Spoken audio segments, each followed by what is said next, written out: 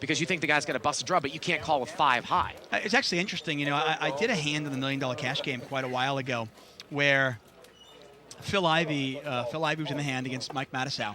And it was a very interesting stop where it looked like Phil Ivey had basically given up on the pot. And if you want to YouTube this, you can. It was probably 2007 or maybe 2008. There was a 4 flush that came out on the board. And Mattisau actually had the king high flush. Okay, but the board paired. And on the river, Phil Ivey basically gave up on it. He checked all 3 streets. He gave up on it. He checked the river, was giving up on it. And then Mattisau put out a bet on the river. And he thought, okay, I can value bet this. Well, you got to be careful when you thinly value bet a a world-class player like Phil Ivey, because Phil Ivey, he took that value bet and he stuck it right up Mike Mattisau's ass. You know, he basically said, okay, I know you don't have a full house here, and I'm going to rep that. And Phil Ivey check-raised the river because he had no showdown value, actually. And he check-raised the river and really gave it to Mike. Now, Lizette's in big trouble here, because Lizette opened to 15. Todd called Robocop 3-bet, and Lizette really needs to be out pre-flop here, calling a 3-bet. What are you talking about? She's flopping the nuts, baby. She's got ace-jack. She's flopping the nuts. And Todd here is really strange. Todd called, then called the 3-bet, and now he leads out with ace-queen. This really puts Robocop in a weird spot. He's the 3-better with ace-king. Now you've got a guy leading out here on a board after you saw him lead out with ace-5. But then you also saw him lead out with ace-king when he had air before as well. Yeah, now, if I'm in Robocop's spot, I'm not necessarily raising because of the lead out, but if Todd's bet sizing is not where I want it to be at, I'm going to assume it's a non-bet, and I'm going to put the bet out there that I want to put. Like, I've seen people do this where, like, the pot's 400 and somebody bets 50, and I feel like I'm good. What I'm going to do is I'm going to disregard that $50 bet, and I'm going to do it. And Lizette says, you know what, I'm good. I'll take it. There's 2 diamonds out there. I'm scared. I want it. And I don't think Robocop can fold. He can't fold till Lizette's all in. I mean, Robocop made it 150. Lizette moved in for 250. The problem is Lizette could have king jack. Yeah. Lizette could have like, queen X of diamonds. Oh, no, but is Todd going to call the raise and the shove, though, with ace-queen? Yeah, this is a fairly easy fold for Todd, but he's got a gut shot. If he hits a jack, he does chop this one up. He also has running cards to a diamond draw. Robocop here has got a backdoor flush draw as well with the ace-king of hearts. Well, he hasn't called yet. No, it looks like he has, though. Looks like he has called. He's just trying to figure out how much it is. You know what? He's up, and he's going to gamble a little bit. This pot right now is at least $900. This is probably the biggest pot of the night. It's a 3-bet pot.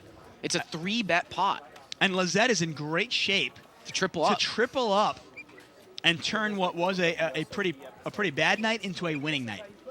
Now we've got a side pot here. Oh, there's backdoor hearts. Yeah, Robocop's got a flush draw. Now, what does he do here? Does he bet on the side, though? Oh, I do. Because this guy called his raise, and I think you might think this guy has a combo draw. I think I might bet this hand here. You have to assume that if your opponent just called her push, he doesn't have a made hand. And I'm going to think that ace-king of hearts is good. Now, would you ever think that this guy, has got a hand like queen 10 and he's a little bit scared? And would you ever take the card? I still think I bet for value, though, with ace-king here. On the side, because remember, it's a side pot here, and he is going to bet. Yeah, I might think that I have to bet just to I'm probably going to lose the main pot, and I want to at least win something back. And he's going to bet 200, and it looks like Todd is going to call. Actually, I'm sorry, 275. Well, he's betting 275. Well, the pot's $1,000. Yeah, well, he wouldn't necessarily have to bet here to bluff Todd off. You mean you're trying to bluff him off a 2-small pair? I don't think Todd's ever folding. I don't really mind the bet, though. I think it's a little bit big, but I think that Robocop thinks he's good, and he's setting up a shove on the side. Yeah, he definitely is. He's setting up a shove on and the side. And he's in great shape, by the way. The only card he's scared of right now is a queen.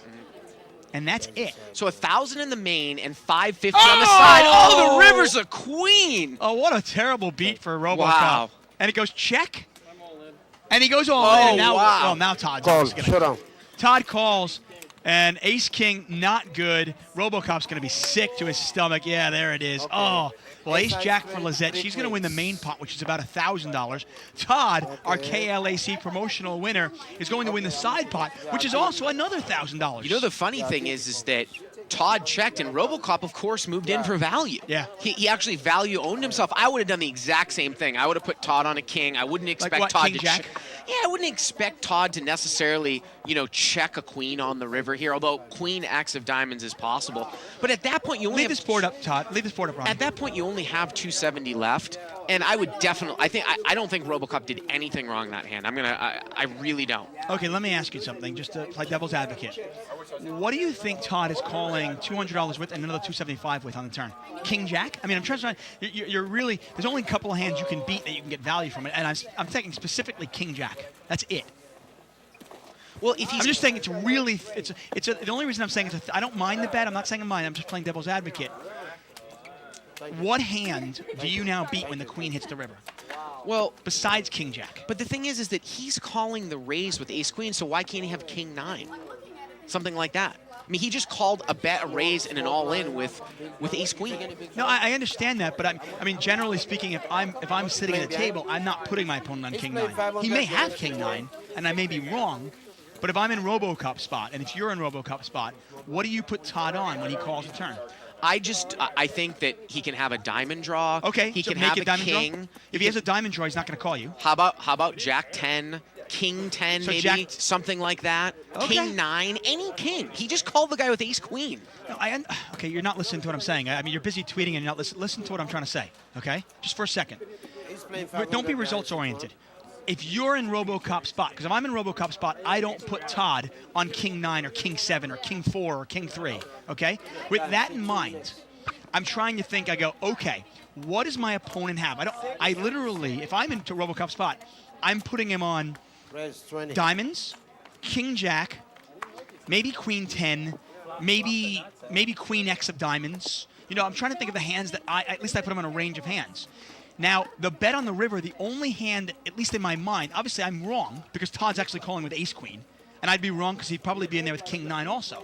I'd be wrong, but at least if I'm in Robocop spot, the only hand that I think I can get value from is King Jack specifically.